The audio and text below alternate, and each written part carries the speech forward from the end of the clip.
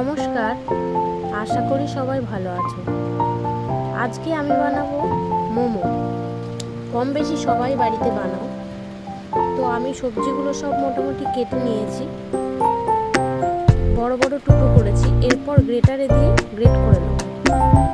পেঁয়াজ, আদা, রসুন এগুলো দিয়ে দিলাম, সাথে লঙ্কাও দিলাম 4-5টা। এটা ভালো করে গ্রেট করে নিয়ে গ্রেট হয়ে গেছে।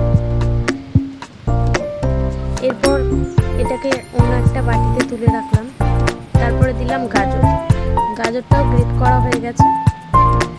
এরপর হঠাৎ ছেলে চলে এসেছে, বলে মা আমি একটু করবো। ঠিক আছে, ও করে নিল। এদিকে বাঁধাকপি ছিল, বাঁধাকপিটাও গ্রেট করা হয়ে গেছে। তার সাথে দিলাম কড়াইয়ে একটু তেলটা গরম হয়ে গেছে। এরপরে দিলাম যে পেঁয়াজ, আদা, রসুনের, কাঁচা লঙ্কার যে গ্রেট করাটা ছিল সেটা দিয়ে দিলাম। তারপর বাঁধাকপি আর গাজর এগুলো হালকা করে ভেজে নিলাম। এদিকে আটাটা মেখে রেখেছিলাম, ময়দাটা মেখে রেখেছিলাম, সে ময়দাটা লেচি কাটা হয়ে গেছে। এবারে মোমো স্টাফিং দিয়ে মোমো তৈরি হচ্ছে। তো এবারে দেখো, এই শেপগুলো বিভিন্ন রকমের করলাম, 3 রকমের শেপ করলাম। এবারে এই শেপগুলো করে নেওয়ার পর আমি ভালো করে এটাকে হাত দিয়ে চেপে চেপে দিলাম, যাতে মুখটা খুলে না যায়।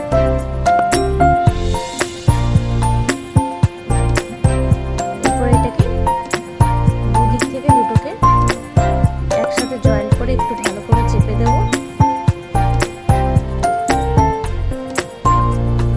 এক ধরনের শেপ তৈরি হয়ে গেছে।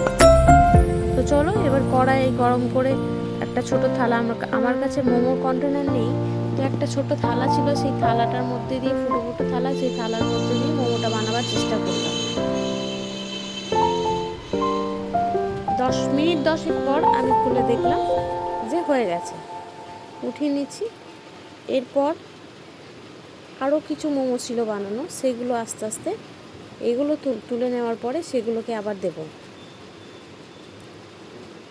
আমার ওঠানো হয়ে গেছে। এবার দ্বিতীয়বারের মোমোগুলো দিচ্ছি। আস্তে আস্তে মোমো রেডি।